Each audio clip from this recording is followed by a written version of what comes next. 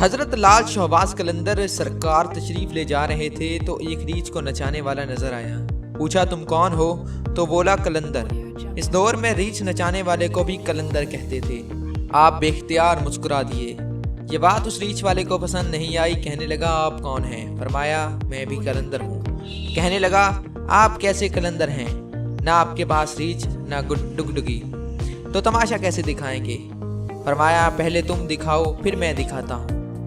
ریچھ والے نے ڈگڈگی بجائی اور ریچھ کھڑا ہو کر ناچنے لگا۔ اس نے کہا اب آپ کی باری۔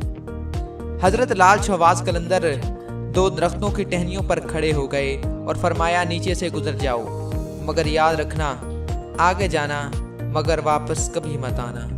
جیسے ہی وہ نیچے سے گزرا ماحول ہی بدل گیا۔ نہ وہ سورج کی گرمی نہ گرد و غبار، جہاں تک نظر دیکھے خوبصورت پہاڑ، سبز وادیاں، نہ موسم گرم نہ ٹھنڈا۔ اسی سوچ میں ہی تھا کہ دیکھا کہ ایک عظیم لشکر سپاہیوں کا گھوڑوں کا پر سوار تیزی سے اس کی طرف بڑھ رہا ہے۔ آج تو جان گئی۔ پاس پہنچ کر لشکر رکا اور سپہ سالار آگے بڑھا۔ وہ کچھ کہتا، سپہ سالار بولا بادشاہ سلامت، آپ کہاں غائب ہو گئے تھے؟ آپ کی سلطنت آپ کا انتظار کر رہی ہے اور ملکہ عالیہ کا رو رو کر برا حال ہے۔ اب وہ حیران پریشان شاہی گھوڑوں پر سوار ہو کر ساتھ چل دیا۔ جب محل پہنچا تو عظیم الشان عمارات دیکھ کر حیران، اندر داخل ہوا تو خوبصورت ملکہ گلا شکوہ کرتی لپٹ گئی۔ کہاں رہ گئے تھے آپ؟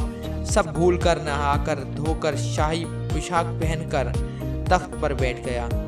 سالوں گزر گئے، بچے ہوئے، پھر شہزادے بڑے ہو گئے، بڑھاپا آیا، جسم سے جان منہ سے ذائقہ نکلنے چلی تھی۔ ایک دن اپنے سلطنت میں دریا کے کنارے بیٹھے خیال آیا کہ آخر ہوا کیا تھا۔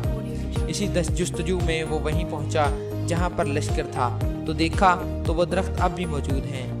سوچا چلو دیکھتے ہیں۔ بیچ سے گزرا، ماحول ہی بدل گیا۔